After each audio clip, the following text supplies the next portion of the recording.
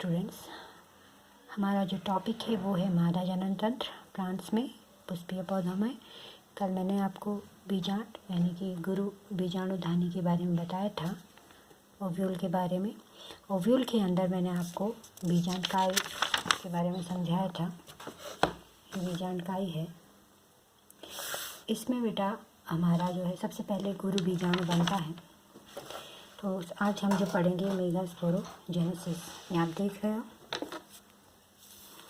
ये हमारा बीजांडकाय है और इसके अंदर एक सेल देखिए बड़ी हो गई है। एक सेल क्या हो गई है? बड़ी हो गई है। बाकी सेल डिजेनरेट हो जाती हैं, नष्ट हो जाती हैं और एक सेल बड़ी हो जाती है। इस बड़ी सेल को हम क्या कहते हैं? गुरु बीजाणु मातृ कोशिका, मेगास्पोर मदर सेल, शॉर्टकट में MMC हम इसको कह देते हैं और डिप्लॉयड होती है। ठीक है, इसे मैंने M और C सिंबल्स बनाए हैं। M मतलब है माइक्रोपाइल, माइक्रोपाइल यानी बीजांडकाय। ये इसको हम बीजांडकाय कहते हैं। इसको हम सिंबल M से डिनोट करेंगे, निभाग को हम C से डिनोट करेंगे और इस बीजांडवृत्त को हम F से डिनोट करेंगे। ठीक है, आपको ध्यान रखना है। तो इसमें ये देखिए, माइक्रोपाइल वाला रीजन की तरफ क्या होता है कि एक सेल बड़ी हो जाती है और ये बड़ी होकर के सेल क्या बनाती है? Megaspore mother cell. अब यहाँ पे अर्धसूत्री विभाजन होता है। अर्धसूत्री विभाजन आप जानते हो 2 चरणों में होता है, फर्स्ट और सेकंड, और 4 सेल हमको बनती है। तो पहला फर्स्ट हुआ, 2 सेल बनी, दोनों गुरु बीजाणु हैप्लॉइड होंगे। अब इनकी संख्या क्या हो गई? 2n से n हो गई है। मैंने हर जगह पे गुणसूत्र के सेट मेंशन किए हैं, आपको ये ध्यान में रखने हैं। फिर इसमें अर्धसूत्री विभाजन सेकंड होता है और 4 गुरु बीजाणु बनते हैं और 4 के 4 क्या होते हैं? हैप्लॉइड होते हैं। ठीक है बेटा, नेक्स्ट जो आपके चैप्टर में है, जिस प्रकार का विकास है उसके आधार पर मैं आपको बता रही हूँ कि अब आगे क्या होगा। ठीक है, वैसे क्या होता है कि कुछ पौधों में ये दोनों के दोनों जो गुरु बीजाणु हैं ये आगे के विकास में भाग लेते हैं। आगे का विकास यानी गुरु बीजाणु से क्या बनेगा? आपका मादा युग्मकोद्भिद बनेगा। ठीक है, बीजाणु से, गुरु बीजाणु से मादा युग्मकोद्भिद बनेगा। कुछ में ये दोनों की दोनों सेल्स भाग लेती हैं, उन्हें हम बाइस्पोरिक कह देते हैं। और कुछ में ये चारों भाग लेते हैं, 1 2 3 चारों भाग लेते हैं, उसको हम टेट्रास्पोरिक कहते हैं। लेकिन हमारे आपके सिलेबस में जो है मैं उसको आपको बता रही हूँ। अब आगे क्या होता है कि इसमें से देखिए ये 3 नष्ट हो जाते हैं, 1 2 3 3 गुरु बीजाणु नष्ट हो जाते हैं। केवल एक जो होता है वो फंक्शनल बच जाता है। ठीक है, और 21 ओर है माइक्रोपाइल की ओर। जो कार्यशील गुरु बीजाणु होता है बेटा, केवल एक ही बचता है। देखिए आप, बाकी 3 क्या होते हैं? डिजनरेट हो जाते हैं। ठीक है, और ये आपका बाकी बचा हुआ बीजांडकाय। तो मैंने इसमें लिखा है बीजांडकाय की कोई कोशिका जो बीजांड द्वार की ओर होती है, बड़ी हो जाती है, सक्रिय होकर के सूत्री विभाजन की क्रिया में भाग लेती है और 4 अगुणित गुरु बीजाणु बनाती है। ये गुरु बीजाणु मादा युग्मकोद्भिद या भ्रूण कोष बनाते हैं। फिर जो मैंने अभी आपको समझाया वो मेंशन किया है मैंने कि गुरु बीजाणु की संख्या के आधार पर मादा युग्मकोद्भिद के प्रकार, एक बीजाणु जो हमारे सिलेबस में है वो एक बीजाणु के, क्योंकि आप देख रहे हैं यहाँ पे एक ही गुरु बीजाणु भाग ले रहा है, बाकी 3 नष्ट हो गए हैं। इसको कहते हैं हम एक बीजाणु। एकमात्र कार्यशील गुरु बीजाणु भाग लेता है, शेष 3 नष्ट हो जाते हैं। इसे पॉलीगोनम भी कह देते हैं। ठीक है, पॉलीगोनम प्रकार का है आपके पास। इसके कई और प्रकार होते हैं लेकिन आपके सिलेबस में पॉलीगोनम प्रकार का है। ठीक है, दूसरा है द्विबीजाणु, जब 2 गुरु बीजाणु भाग लेते हैं क्या बनाने में? मादा युग्मकोद्भिद। तीसरा है टेट्रास्पोरिक, जब 4 गुरु बीजाणु भाग लेते हैं। ठीक है, 4 के 4 अभी समझाया मैंने आपको ऊपर। ठीक है, तो ये क्लासिफिकेशन है, आपको ध्यान रखना है। अब नेक्स्ट हम चलते हैं कि जो गुरु बीजाणु हमारा बना है, ये जो हमारा गुरु बीजाणु बना है ये हैप्लॉइड है, मैंने यहाँ पे मेंशन करा हुआ है। इससे मादा युग्मकोद्भिद कैसे बनता है? ठीक है, जैसे हमने पीछे पढ़ा था आपका परागकण, जो मादा जो आपका नर युग्मकोद्भिद होता है वो किससे बनता है? लघु बीजाणु से, माइक्रोस्पोर से नर युग्मकोद्भिद का विकास। ऐसे यहाँ गुरु बीजाणु से मादा युग्मकोद्भिद का विकास। तो गुरु बीजाणु में बेटा अब देखिए अर्धसूत्री विभाजन हो चुका है, हैप्लॉइड सेल्स हमको मिल चुकी है। अब इसमें समसूत्री विभाजन होता है। ठीक है। तो इसके 3 चरण हैं। पहला केंद्रक विभाजन होगा, ये मैंने आपको जब शुरू पार्ट लेसन पढ़ाया था उसमें बताया था, कैरियोकाइनेसिस, साइटोकाइनेसिस, केंद्रक का विभाजन, जीवद्रव्य का विभाजन। तो इसमें जो केंद्रक का विभाजन होगा वो क्यों इम्पोर्टेंट है, क्योंकि ये केंद्रक जो है ये का विभाजन 3 बार होता है लगातार। केंद्रक का विभाजन 3 बार होता है बेटा इसमें, ठीक है, ये बहुत इंपॉर्टेंट बात है। उसके बाद केंद्रकों का विस्थापन होता है, यानी जहाँ पर ये विभाजित होते हैं वहाँ से ये खिसकते हैं। नेक्स्ट होता है जीवद्रव्य का विभाजन, ठीक है। चलिए अब इसको स्टार्ट करते हैं। सबसे पहला है कैरियोकाइनेसिस, केंद्र का विभाजन। ये आपका बीच में जो है गुरु बीजाणु है, ये माइक्रोपाइल है, ये चैलेजा है, ये मेंशन कर रखा है मैंने, ठीक है। और देखिए इसमें पहला विभाजन हुआ समसूत्री, 1 से 2 केंद्रक बने। दूसरा विभाजन हुआ 2 से 4 बने। तीसरा विभाजन हुआ 4 से 8 केंद्रक बने। हमें 8 केंद्रक की स्थिति यहाँ पर मिल चुकी है। ये समसूत्री विभाजन है, ठीक है, यहाँ कोई चेंज नहीं होना है, सबके सब हैप्लॉइड है। अब विस्थापन में क्या होता है कि यहाँ से एक केंद्रक केंद्र की ओर आता है और यहाँ से एक केंद्रक केंद्र की ओर आते हैं, यहाँ से मूव करते हैं और ये कंडीशन हमको यहाँ पर मिलती है। आप देख रहे हैं इसमें एक केंद्रक ऊपर से आया है, एक यहाँ से आया और एक यहाँ से आया, तो ये स्थिति हमको प्राप्त हुई। इधर अब 3 केंद्रक बचे हैं, 3 यहाँ बचे हैं और ये बीच में 2 केंद्रक आ चुके, ठीक बेटा। तो ये केंद्रकों का विस्थापन हो। अब साइटोकाइनेसिस है जीवद्रव्य का विभाजन। जीवद्रव्य के विभाजन में क्या होगा, इनके चारों ओर जीवद्रव्य इकट्ठा होगा और कोशिका झिल्ली बन जाएगी।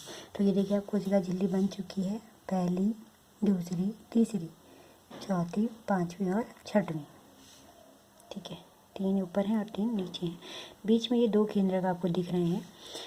इनकी जो कोशिका झिल्ली है वो यही वाली है, मेन वाली, जो मेन झिल्ली है ना, इनकी कोशिका झिल्ली है। तो इनके नाम क्या हैं, जो माइक्रोपाइल की तरफ 3 कोशिकाएं हैं, ठीक है, बीजांड द्वार की तरफ 3 कोशिकाएं, इसमें जो बीच वाली कोशिका है उसे अंड कोशिका कहते हैं। जो ये 2 अगल बगल इसके हैं इनको सहायक कोशिका कहते हैं, ठीक है, ये क्या है, सहायक कोशिका। और ये जो चैलेजा की तरफ 3 कोशिकाएं हैं इन्हें हम प्रतिव्यासांत एंटीपोडल सेल्स कहते हैं। और बीच में ये 2 केंद्रक आ गए हैं, इनका नाम है ध्रुवीय केंद्रक, ठीक है बेटा। अब आपसे परीक्षा में प्रश्न पूछा जाता है कि आपका जो ये एंटीपोडल सेल्स है जिन्हें हम प्रतिव्यासांत कहते हैं, इनमें गुणसूत्र की संख्या कितने रंग में गुणसूत्र की संख्या हैप्लॉइड होती है। अंड कोशिका में हैप्लॉइड, आपके सहायक कोशिकाओं में हैप्लॉइड, लिखा हुआ मैंने सबके सामने मेंशन किया। और ये जो ध्रुवीय केंद्रक बीच में है ये n+n यानी कि हैप्लॉइड सेट के गुणसूत्र के 2 केंद्रक यहाँ पर व्यवस्थित हैं, ठीक है बेटा। अब इसमें एक क्वेश्चन मैं आपसे पुट अप करना चाहती हूँ, मैं समझा देती हूँ आपको। ये जो बीजांड का बचा हुआ है बाहर, ये बीजांड का है ना न्यूक्लियस, इसमें गुणसूत्र की संख्या क्या होगी, ये जो अध्यावरण है इसमें गुणसूत्र की संख्या क्या होगी। इन सब में बाकी सब में गुणसूत्र की संख्या क्या होगी, 2n होगी, क्योंकि n वाले कौन है, जो केवल इस बाउंड्री के अंदर, इस गुरु बीजाणु के अंदर जो संरचनाएं हैं। तो ये आपको ध्यान रखना है, ये पूछा जाता है, ठीक है। तो ये हमारा भ्रूण कोश का विकास हुआ, आपको समझ आ गया होगा। 3 सेल जो चैलेजा की तरफ बनी, निभाग की तरफ, उन्हें एंटीपोडल सेल या प्रतिव्यासांत सेल कहते हैं। 2 केंद्रक बीच में रहते हैं, इन्हें ध्रुवीय केंद्रक कहते हैं, ठीक है। ये बड़ी वाली सेल के अंदर है, जो बड़ी सेल इसको घेरे हुए हैं। और 3 केंद्रक हमारे इस ओर हैं, इन्हें अंड कोशिका और सहायक कोशिका हम कहते हैं। तो ये किस प्रकार का विकास है, मोनोस्पोरिक पॉलीगोनम प्रकार का भ्रूणकोश मादा युग्मकोद्भिद, ठीक है। इसकी जो इम्पोर्टेंट बात है बेटा वो क्या है, ये 7 कोशिकीय है, 7 सेल और 8 केंद्र की है। देखिए इसमें 7 सेल हैं, एक तो ये बड़ी वाली सेल है, ठीक है, इसके अंदर 2 केंद्रक है, ठीक।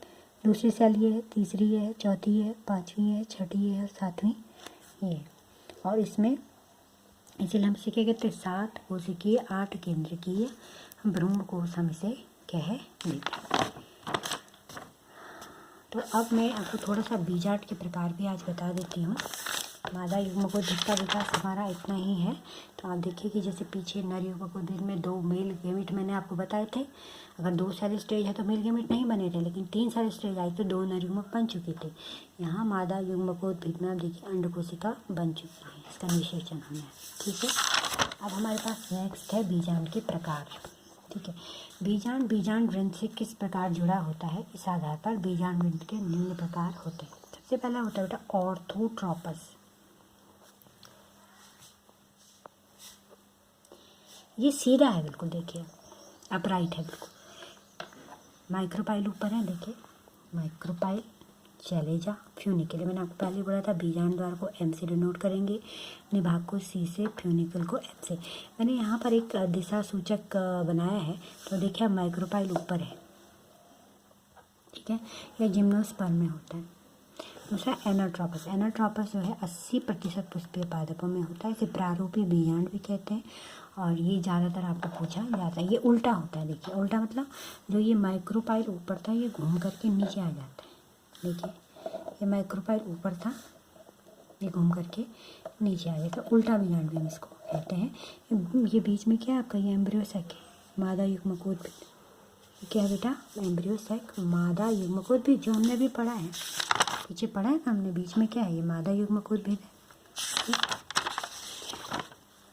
उसके बाद हेमिट्रोपस है। हेमिट्रोपस में क्या होता है, हेमिट्रोपस इन दोनों के बीच की अवस्था है, यानी ये आपका अपराइट है, ये उल्टा है, तो इसके बीच की अवस्था होगी। ये देखिए पहले माइक्रोपाइल यहाँ था, फिर यहाँ, अब इसके बीच की अवस्था ये है, इस एंगल पे ये क्या हो जाएगा आपका, मुड़ जाएगा। ठीक है बेटा, ये देखिए, तो ये माइक्रोपाइल है, ये चैलेजा है, और ये फ्यूनिकल है, ये बीच में आपका भ्रूण कोश है, इसको हेमिट्रोपस कहते हैं, हेमिट्रोपस। ठीक है, यानी अगर आप इसको सीधा, ये आपका अगर आप इसे 0 मानते हैं तो ये 90 डिग्री है, ये 180 डिग्री है, ये 0 आपका, ये 90 और ये 180 डिग्री है। ठीक है, उसके बाद आपका कैम्पाइलोट्रोपस है। कैम्पाइलोट्रोपस में आप देखिए, हेमिट्रोपस में ये इस डायरेक्शन में था, कैम्पाइलोट्रोपस में ये आपका एनाट्रोपस और हेमिट्रोपस के बीच की अवस्था है, यानी ये कैम्पाइलोट्रोपस जो है वो, अब ध्यान से देखिए, कैम्पाइलोट्रोपस इसके और इसके बीच की अवस्था है। अब देखिए इसकी डायरेक्शन इनके बीच में है, ध्यान से देखिए, माइक्रोपाइल, चैलेजा, भ्रूणकोश। ठीक है, कैम्पाइलोट्रोपस। अगला है एम्फीट्रोपस। एम्फीट्रोपस भी सेम आपका कैम्पाइलोट्रोपस की तरह है, वही डायरेक्शन है। देखिए बस यहाँ पे ध्यान क्या रखना है आपको, ये जो भ्रूणकोश है ये घोड़े की नाल के आकार का हो गया, एम्ब्रियो सैक किसके आकार का हो गया, घोड़े की नाल के आकार का हो जाता है। ठीक, अगला है सर्सिनोट्रोपस। सर्सिनोट्रोपस में देखिए बेटा, ये जो आपका सीधे था अपराइट, ये पूरा 90 घूम करके, 180 घूम करके, इस तरीके से 270 घूम के, और तब ऊपर आ जाता है। मैंने यहाँ पे बनाया है, देखिए पूरा घूम चुका है, माइक्रोपाइल यहाँ था, पूरा घूमा और दोबारा वापस आया। तो ये क्यों वापस आता है, ये फ्यूनिकल के बड़े होने के कारण, फ्यूनिकल इतना लंबा हो जाता है कि ओव्यूल को ये घुमा देता है, उनको ओव्यूल दोबारा से सीधा अपराइट खड़ा होता है, माइक्रोपाइल ये चले जाए। तो ये सर्सिनोट्रोपस प्रकार का बीजांड है। ये हमारे बीजांड के प्रकार हैं जो विभिन्न पौधों में पाए जाते हैं। आपको मुख्यतः ये याद करना है, प्रारूपी बीजांड आता है तो, लेकिन अगर आपको बीजांड के प्रकार आते हैं तो आपको ये सारे के सारे विध डायग्राम याद करने हैं। ठीक है बेटा, तो मैंने आज मादा जनन तंत्र मादा जनन सिस्टम जो प्लांट में है वो आपको समझाया। अब इसके बाद जो नेक्स्ट स्टेप हमारा होगा वो होगा हमारा पॉलिनेशन, परागण। कैसे नर युग्मक मादा युग्मक तक पहुंचेगा, या 2 कोशिकीय परागकण जिसमें भी नर युग्मक नहीं बने हैं, ये पीछे मैं आपको बताया था, 2 कोशिकीय परागकण, इसमें नर युग्मक नहीं बना है। हाँ, 3 कोशिकीय में तो नर युग्मक बन चुका है, लेकिन ये 2 कोशिकीय परागकण है, इसमें नर युग्मक कब बनते हैं, जब ये वर्तिकाग्र पर गिरते हैं। और वर्तिकाग्र ये कैसे पहुंचते हैं, आपके परागण के द्वारा।